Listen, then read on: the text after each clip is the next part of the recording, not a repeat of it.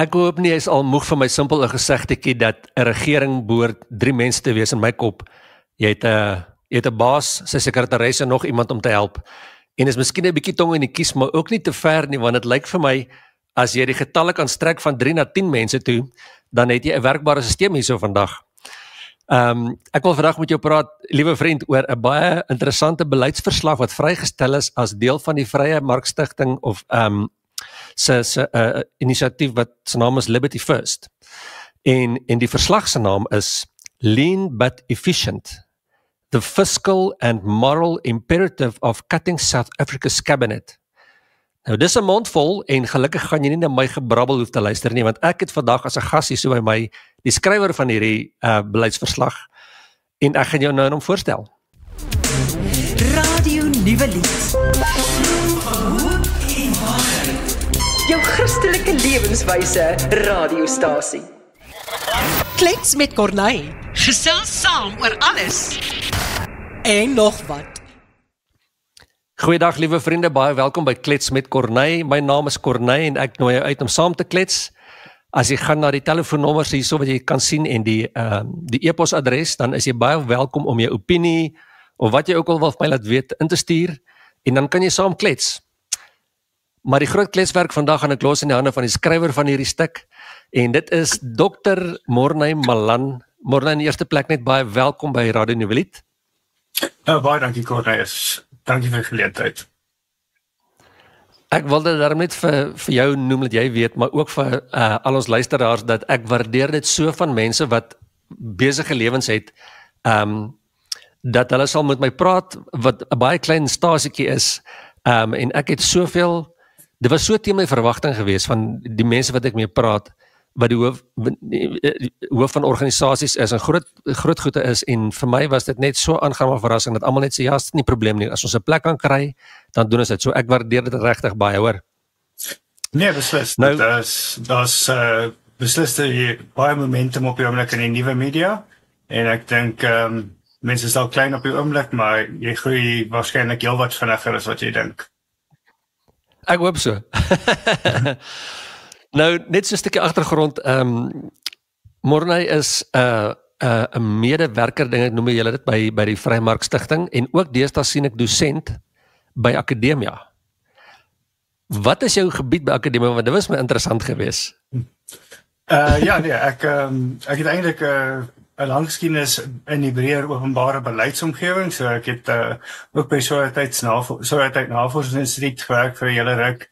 Vanaf, so kort rukkie al by Sakeliga ook gewees en mees onlangs eintlik by die Vrye Markstigting. So ek het nog altyd 'n passie eintlik gehad vir om betrokke te raak en om betrokke ook te raak by oplossings vind, maar ek dink my groot liefde is maar in die akademie en daarso by Akademia op die oomblik is ek besig om ek gee filosofie en dat ons ook 'n groot boekeprogram wat ons by Akademia bestuur en daarso is ek ook daarmee is ek ook dan betrokke. Dit was my 'n interessante gedeelte want ek sê dit vir my vrou, dis die eerste maal dat ek weet nie of dit gekorreleer is nie of dit soos in een ding is, maar filosofie en iets van boeke, ek kan nie onthou wat dit gesê het van boeke nie. Toe wonder ek nou, wat behels dit?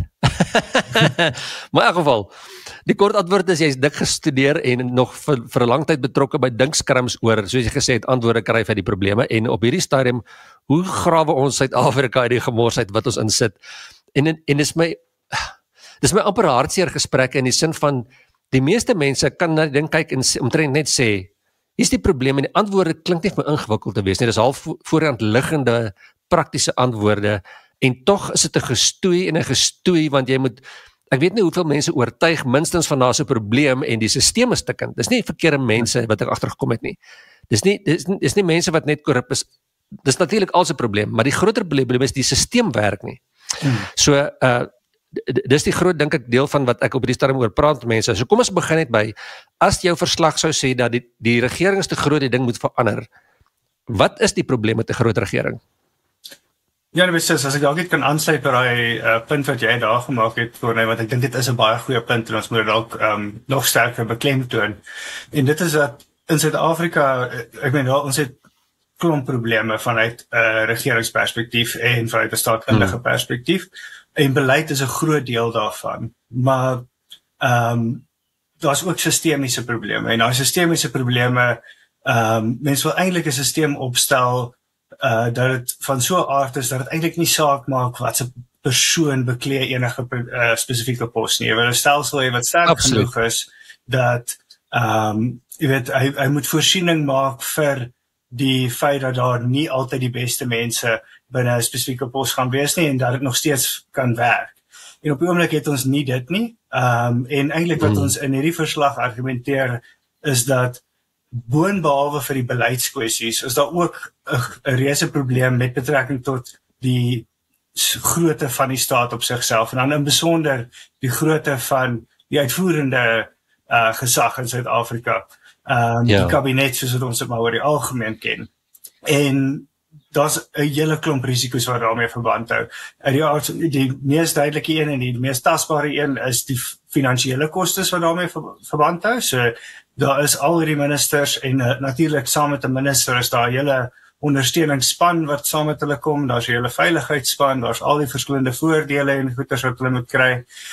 So dit is 'n groot finansiële las, 'n onnodige finansiële las, maar meer as dit eintlik, is dit die manier waarop hierdie uitbreiding van die kabinet uiteindelik daartoe ook lei dat daar 'n uitbreiding is van 'n hele klomp regulasies, 'n hele klomp inmenging, en dikwels ook teenstrydighede tussen verskillende departemente. So daar's soveel oorvleeling tussen departemente dat nie net is dit onduidelik vanuit die publiek, wat word van hulle verwag as hulle besigheid of sake wil doen in Suid-Afrika nie, maar selfs binne die staat is dit nie altyd duidelik waar die verantwoordelikhede lê nie.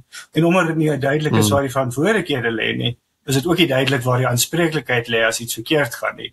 En dit sien ons ook ongelukkig hopeloos te algemeen. Baie duidelik, ja.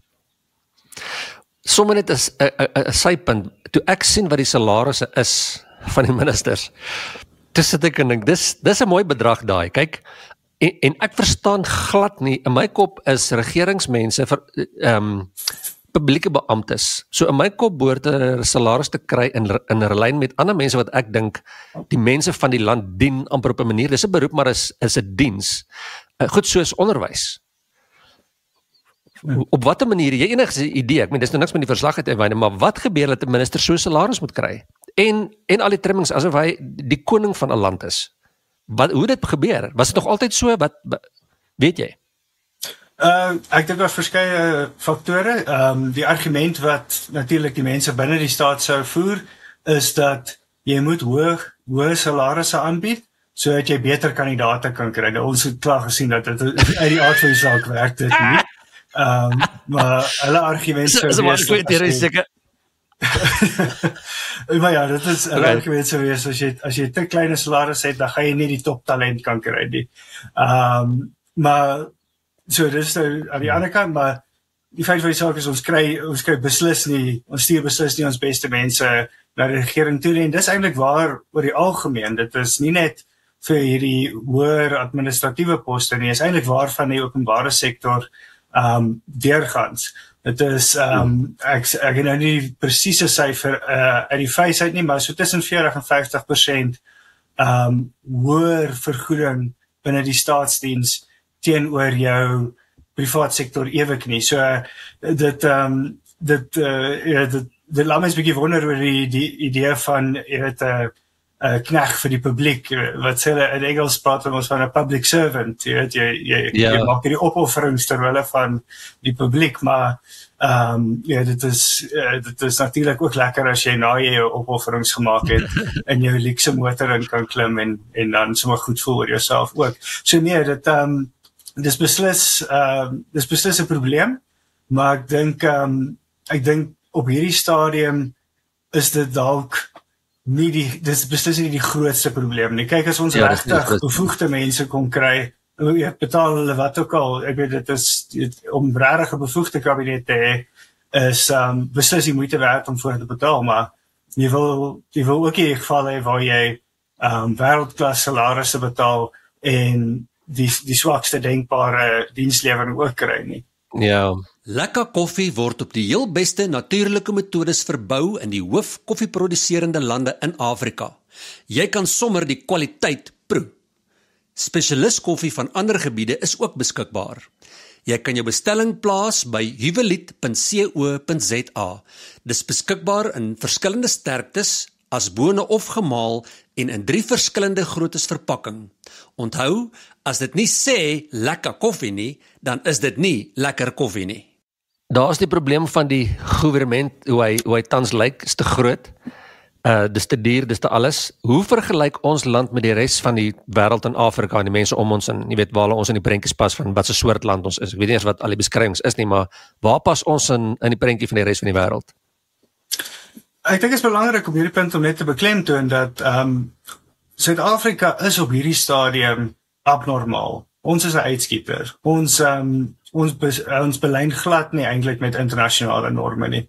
Ons sou, as ons 'n hoogs ontwikkelde ekonomie was met met 'n komplekse ekonomiese stelsel, 'n baie hoë BBP, dan het ons nog steeds 'n relatiewe groot kabinet gehad. As jy maar net dink lande soos Duitsland, lande soos Japan, selfs die Verenigde State. Ek meen, dit is enorme ekonomieë en ook heelwat groter bevolkings as wat Suid-Afrika het. So op beide per capita, soos in die populasie, maar ook in terme van BBP, is ons heelwat kleiner as daai ander lande. Maar as wat ons staatsdiens betref en dan veral wat ons kabinet betref, is ons aansienlik groter. So as ons byvoorbeeld kyk na 'n plek soos Duitsland, hulle kabinet bestaan uit so 22 ministers. Ons sit met 32 en dan nog 37 adjunkministers. As ons kyk na 'n plek soos Singapore, wat een van die rykste lande ter wêreld is op 'n per capita basis, hulle kry dit reg met net 15 ministers. En ek dink die ander punt wat mense hierso moet maak is dat al hierdie uitkomste wat mense sien wat baie bekend is, ek meen ons hoefeers amper dit weet herhaal nie, maar dit is 'n stagnerende ekonomie, van die hoogste werkloosheid, van die hoogste indien nie die hoogste werkloosheidskoers ter wêreld nie, en dan ook nou hierdie aansienlike toename in staatsskuld. Mense is nie, dit is nie altyd duidelik dat mense verstaan dat hierdie is nie 2 toevallige verskynsels wat maar net op dieselfde tyd gebeur nie. Die een en die ander een is eintlik verwant aan mekaar. So die opgeblaasde kabinet het 'n effek op, en hy is eintlik tot 'n groot mate die oorsaak van die stagnerende ekonomie en die toenames in werkloosheid en so aan. So ons is 'n uitskieter aan albei kante. Ons is uitskieter in terme van hoe groot die kabinet is, en ons is 'n uitskieter in terme van hoe swak ons presteer. Wat ons eintlik in die verslag bevind het, is dat daai 2 goeters is nie, er is nie sommer net 2 goeters wat parallel hardloop nie. Hulle is 2 wat baie nou verband hou met mekaar eintlik. Ja, wat ek sal doen, liewe vriende, as jy na hierdie gesprek kyk, is ek sal vir jou ook die skakel sit na die hele verslag toe. Is nie baie lank nie, so omtrent dink 21 bladsye se verslag en die res is nou maar die hallo en totsiens gedeeltes. Maar daar kan jy gaan al die getalletjies kyk en die prentjies loer en al die getalle sien, die verhouding tussen die goed, en daar's definitief 'n verband. Hier is nie sommer net iemand wat sit en dink, wel, die plek is te groot en ons hou nie daarvan nie. Daar's redes hoekom mense nie daarvan hou nie. En ek kry dit nogal te doen met mense wat sê, maar ons land, as jy nou kyk na die swakker gedeeltes, minstens is ons in die middel 'n rig rond van 'n klomp goed. Met hierdie ding weet ek is ons nie. Ons het 'n regtig baie groot regering. Ons het regtig 'n massiewe werkloosheid syfer. So met party goede is ons uitskieters, maar dan sê hulle maar oor die algemeen is ons land nie te sleg nie. En dan sê hulle altyd maar, hoekom wil jy kyk na die slegste mense om jou land en vergelyk? Hoekom kyk jy nie na die beste wat beskikbaar is, wat ons nou kan kyk en sê, maar kyk hierdie sisteempie werk goed. Werk vir Singapore, werk vir Nieu-Seeland, werk vir allerlei plekke. Hoekom probeer jy nie die beste volg nie? Hoekom moet ons probeer net beter wees as die laagste gemene deler of wat dit ook al is? So gaan kyk asseblief na die getalle. Dit gaan jou paar om te vat om die hele verslag te kom en al die detail te hê. Ja, en ek dink die ander punt wat mens daar ook kan maak is die feit dat ons is nou op die oomblik presteer ons nog relatief goed, maar ander lande is besig om ons in te haal. Selfs van ons buurlande, 'n land soos Namibia byvoorbeeld, hulle het nou relatief onlangs 'n groot hervorming in hulle uitvoerende gesag gehad, waar hulle 'n punt daarvan gemaak het om die kabinet soveel as moontlik te sny. En mense sien dit eintlik reg deur Afrika. Is daar al hoe meer voorbeelde van lande wat hervorming, wat groot hervormings het in terme van hulle beleid, in terme van hulle breër struktuur van hulle staat, en die resultate vloei van nature daarna uit. So, mense het die geneigtheid om te sê, weet, ons is dalk nog nie 'n eerste wêreldland nie, maar ons presteer nog relatief goed teen hierdie groepering van lande, maar jy weet, daai gaan ook net so lank nog hou. As mens vat omtrent 30 jaar terug, was daar nie so groot verskil nie. Ons was vergelykbaar met lande soos Oostenryk en 'n land soos Korea, en hulle het intussen totaal en al ons verbygevat. En weet, daai gebeur nie net in terme van jou ewe knie nie, jy word ook van onderaf verbygevat. So, en ek stem ook saam met jou punt oor die algemeen, Corne. Ek meen, dit is in elk geval nie vir my rarig aanvaarbaar om te sê, wel, dit kon slegter wees nie. Ek sou veel eerder sê, dit kan baie beter wees. Vooral as jy dink aan die mense met wie het rarig sleg gaan in die land, vir hulle kan dit amper nie slegter gaan nie.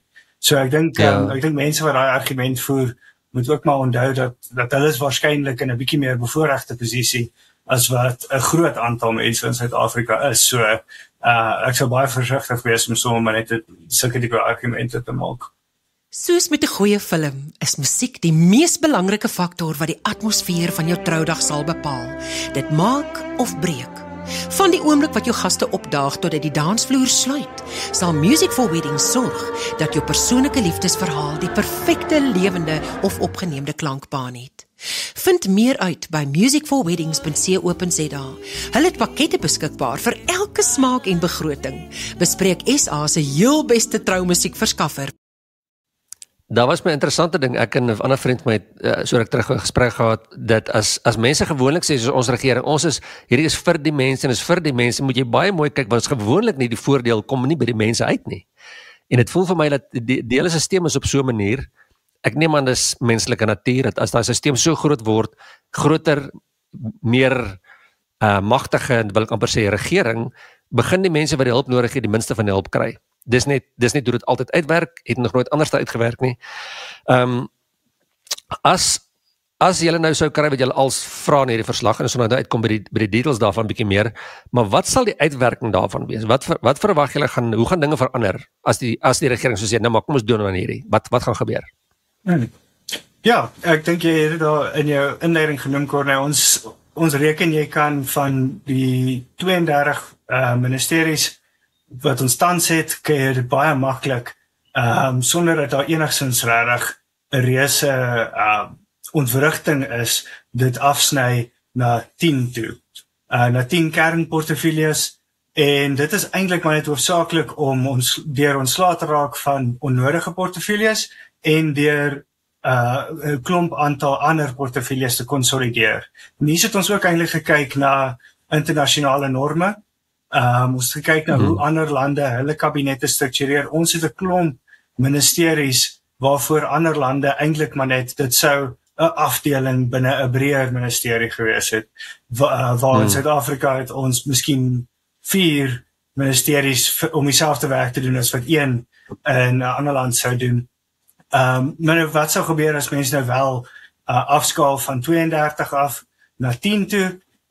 Ons dink, en dis ook deels die motivering vir die titel van die verslag, is dat dit moet kleiner, maar ook 'n meer doeltreffende staat wees.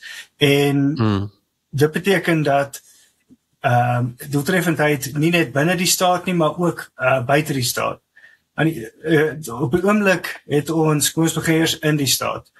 Selfs binne die staat, en ons het almal half al daai, of nou, dalk nie almal nie, maar enigiemand wat al te make gehad het met staatsamptenaar, het sy op plaaslike vlak of provinsiale vlak, dink my net in jou algemene lewe, as jy 'n probleem erns ervaar, dan gaan jy na hulle toe, jy sê vir hulle, hoorie, as 'n slaggat hierso, of die straatlig werk nie, of daar's iets fout met my kragrekening, of een of ander so ietsie.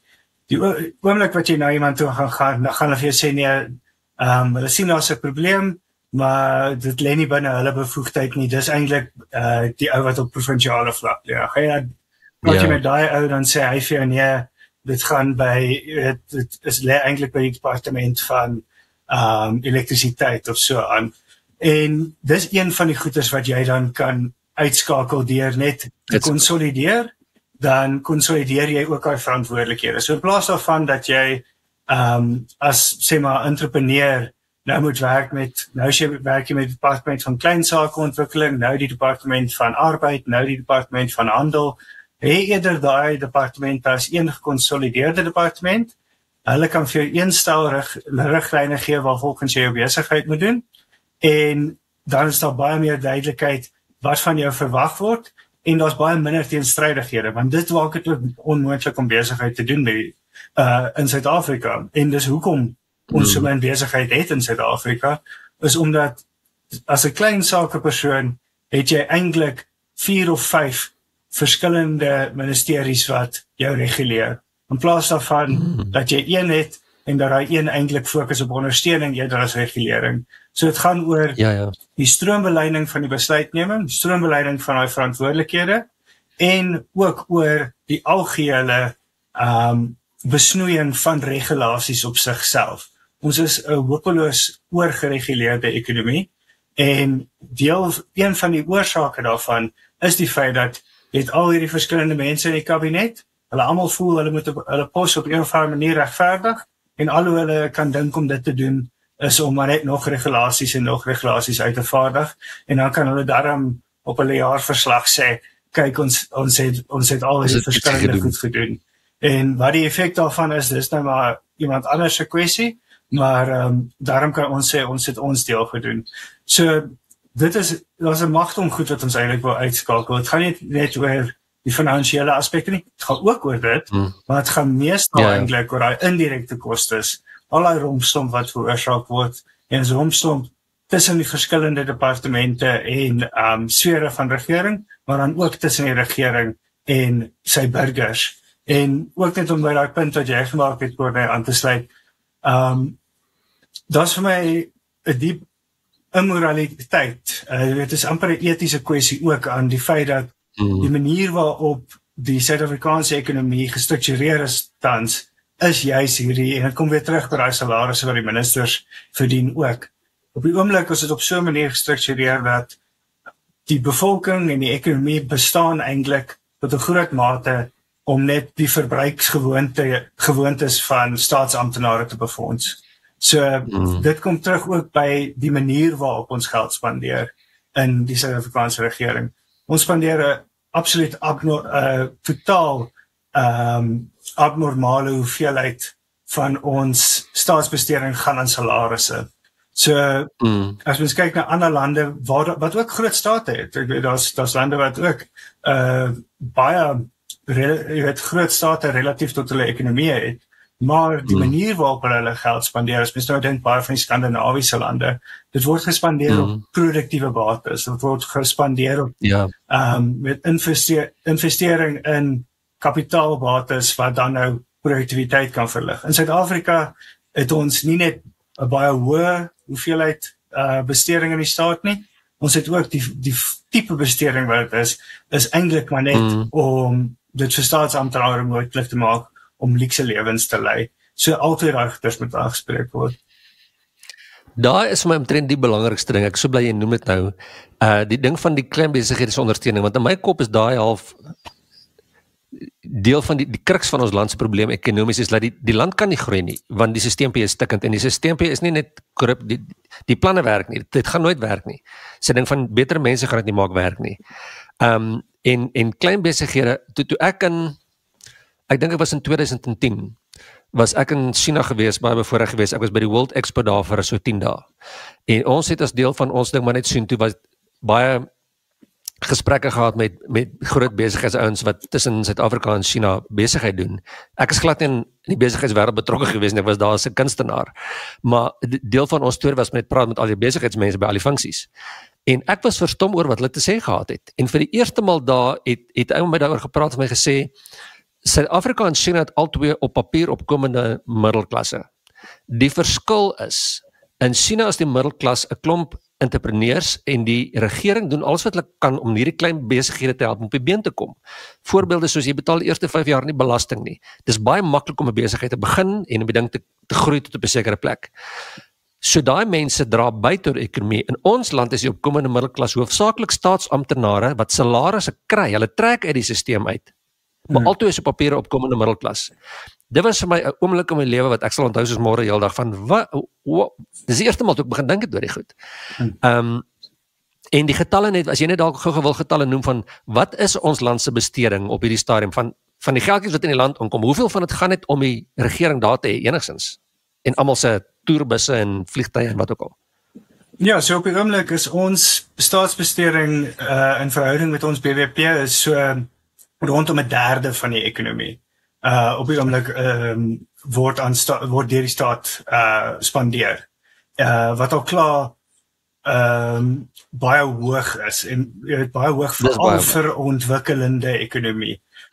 Deel van die verslag was ook om te kyk na empiriese navorsing oor die algemeen, so net om te kyk na wat is min of meer die standaarde wat akademici al opgetel het. Dit wat ons daar gesien het is dat die gevolgtrekkings uit die literatuur is eintlik maar dat enige ekonomie, en dit sluit nou in jou hoogs ontwikkelde ekonomie, die oomblik wat hulle by min of meer 35% van BBP kom, as staatsbesteding as 'n persentasie van BBP, dan het dit 'n negatiewe effek op ekonomiese groei. Vir ontwikkelende lande, soos wat ons is, middelinkomste lande, en eintlik maar Afrika lande ook oor die algemeen, lê daai vlak baie laer. Dit lê eintlik by so rondom 25%. So ons is op die oomblik amper 10 persentasiepunte hoër as wat ons behoort te wees. En soos ek ook net sê, dit gaan nie net oor die feit dat ons so hoë besteding het nie, dit gaan oor die feit dat daai besteding is aan verbruiksgoedere, dit is aan salarisse, dit is nie asof ons 'n groot belegging het in infrastruktuur of enige so iets nie. Ons sien nie, dit is nog iets wat mense in China gesien het, is dat daar waar hulle belê het, was dit juis om tasbare bates in plek te sit. En in Suid-Afrika is dit bloot net nie die geval nie. Dit is so, dit gaan oor die hoeveelheid wat ons bestee, dit is al klaar buitengewoon hoog, ons spandeer asof ons 'n ontwikkelde ekonomie is, en dit beteken ook dat ons nie kan ontwikkel nie, ironies genoeg. So, die staat is doodeenvoudig net te groot, en miskien moet ek ook net verduidelik van hoekom dit 'n probleem is, of een van die redes hoekom dit 'n probleem is omdat, soos wat die staat al hoe meer 'n groter deel van die ekonomie opneem, is dit eintlik besig om private kapitaal te verdring. In Engels praat hulle van crowding out. So, omdat daar so baie beleggings en so baie geld binne die staat vloei, maak die geleenthede buite die staat al hoe minder. So dink nou maar byvoorbeeld aan daai klein sakepersoon wat eintlik baie graag hulle eie besigheid wou begin. Weeg nou daai besluit op en al die risiko's en als teenoor, jy weet, 'n pos binne die staat wat verskriklik veilig is. Jy moet amper, jy weet wat jy moet doen om afgedank te word. Deesdae. En jy kry nog 'n hoë salaris ook. So dis een voorbeeld. Maar ander voorbeelde is ook maar net investering oor die algemeen. Die staat, omdat hy so baie hulpbronne uit die ekonomie uitneem, beteken dit ook dat daar's minder geld vir maatskappye, daar's minder geld vir eintlik die private sektor oor die algemeen, selfs vir my en vir jou, om dan nou ons eie besluite te neem en om eintlik die ekonomie aan die gang te kry, omdat die staat so baie vir homself toeëien. So, en 'n ander punt is ook maar dat mense moet onthou dat die staat skep nie sy eie geld nie. Die staat skep niks nie. Al wat die staat kan doen is die ding. Ja, dit is al wat die staat kan doen, is kan geld vat by een groep mense en dan iewers langs die pad gee dit vir 'n ander groep mense en dan so tussenin vat hy 'n hele klompie vir homself ook. En hy's baie goed met daai eerste stap, hy's baie goed met die vat. Hy's nie altyd so goed met die uitdeel na die tyd nie, maar hy's baie goed met die vat en dan nou hy's baie vir homself. Maar niks word geproduseer in die staat self nie, en dit moet ons altyd in gedagte hou.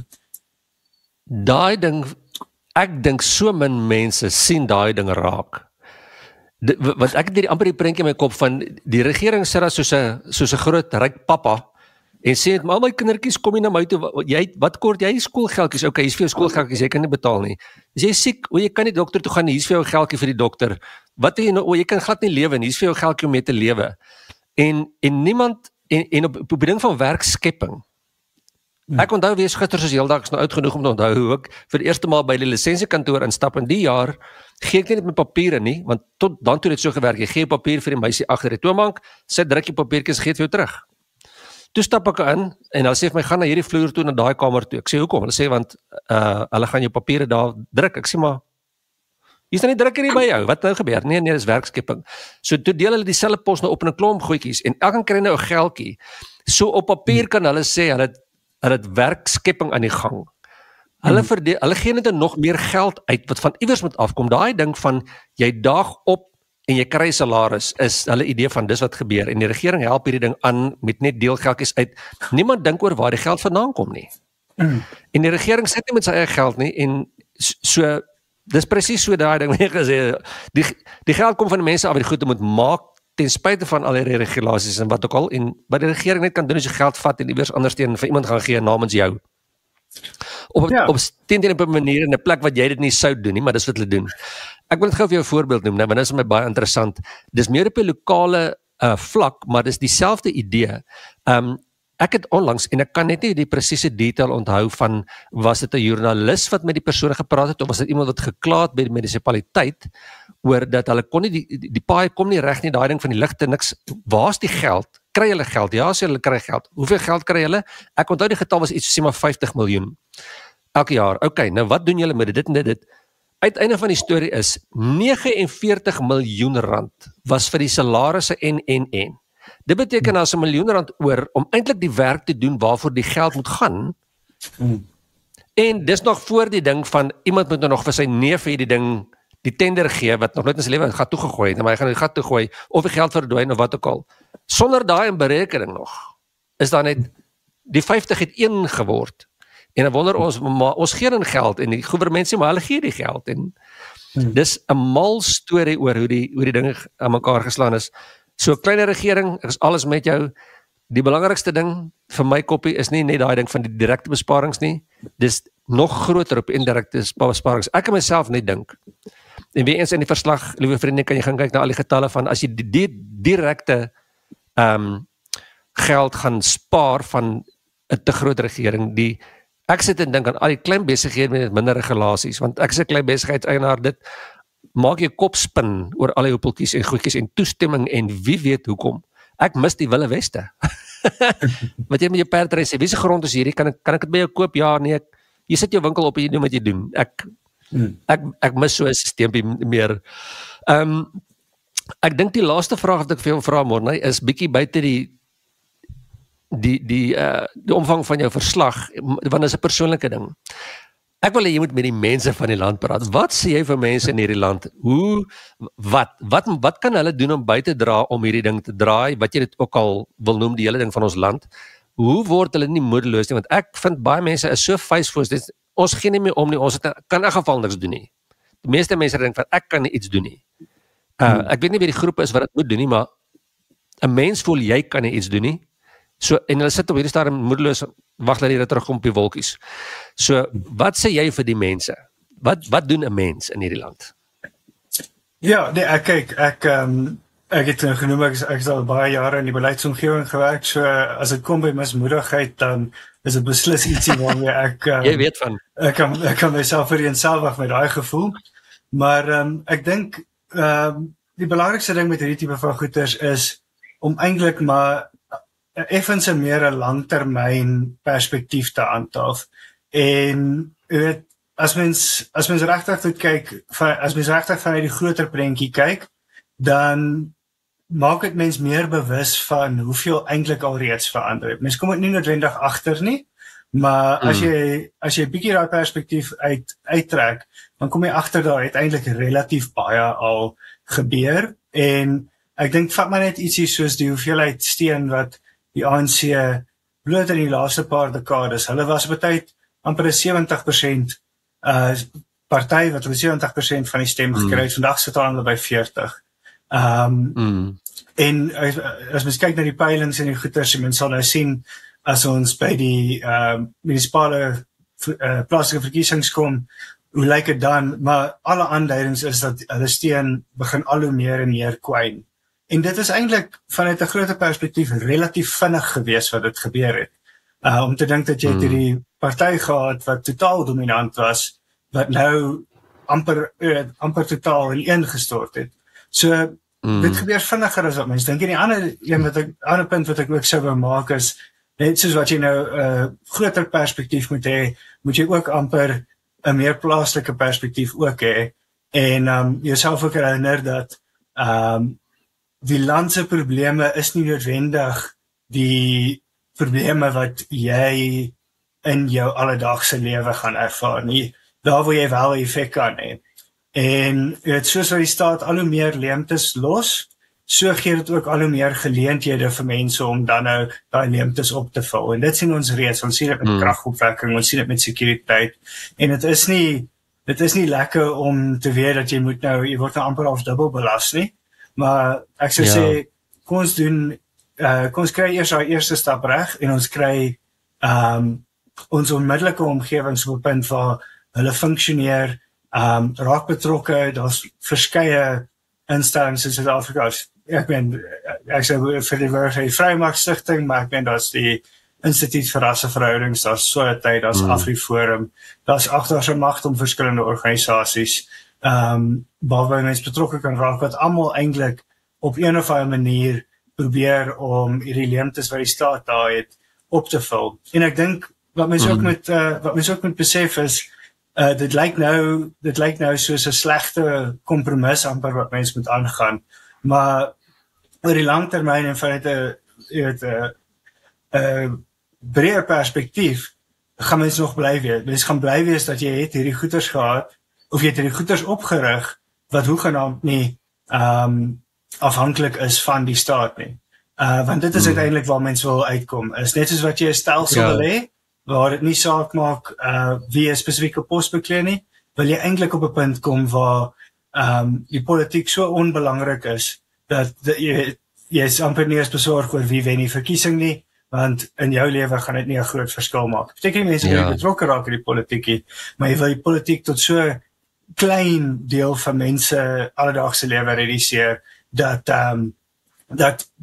dit al hoe minder begin saak maak wie nou die spesifieke minister van 'n betrokke van 'n kabinetspos is of so aan. En een van daai stappe is dan natuurlik ook om die kabinet op sigself te verklein, maar dan ook die staat oor die algemeen. Ek hou van alles wat jy sê. So, dan sê liewe vriende, gaan volg die skakel, gaan lees hierdie verslag van Morney en moenie moedeloos word nie. Ons is op pad, dinge vat stadiger, maar ek hoop jou lewe is groter as jy en jou onmiddellike tydjie en jy dink aan jou kinders en al sulke dinge ook. En ek het so rukkie terug met Gerard Papenfoes gepraat van JASA en hy het ook net die ding van, ek sê van wat sê goeie nuus, hy sê ons lewe nog elke dag die goeie nuus. Hier sit ons sit in 'n plek, ek ry met 'n kar rond, ek eet, ek het 'n gesin, die lewe is nie so sleg nie, ons probeer verbeter, ons dink aan mense wat in moeiliker posisies is, maar ons sit nog nie op 'n ashoop nie, ons is nog ver van daar af. Dr. Morney Malan, baie dankie, ek waardeer jou tyd, en ek wil amper sê wel gedaan met hy skryfstukkie, ek hoop daar kom groot vrug op die ding, en dat ons oogies sal kan terugkyk oor 'n rukkie en sien, hierdie was nie sommer net dink en lang skryf nie, hierso het dinge gebeur, en hierdie was goeie riglyne vir mense om te volg. Baie dankie, baie sterkte met al jou dinge wat jy in die gang het, by waar jy ook al betrokke is orals, en ek hoop ons kan dalk weer praat in die te verre toekoms nie, baie dankie. Dankie, Kortheid. Huwelied Huis se reeks natuurlike vloeibare seep sal jou vel, jou hare, jou hande en sommer al jou sintuie aangenaam verras, sommer jou beursie ook. Die lyfreeks word uit luukse, bevochtigende olyf- en klapperolie verseep met slegs natuurlike ekstra bestanddele. Die wasgoedseep is hard op vlekke, sag op die natuur. Bederf jouself. Besigtig die volledige reeks en bestel by huwelied.co.za. Goed vir jou vel, goed vir die natuur. Luister nou na Radio Nuwe Lied. Jou Christelike lewenswyse radiostasie. Klets, kuier, luister en leer in Afrikaans.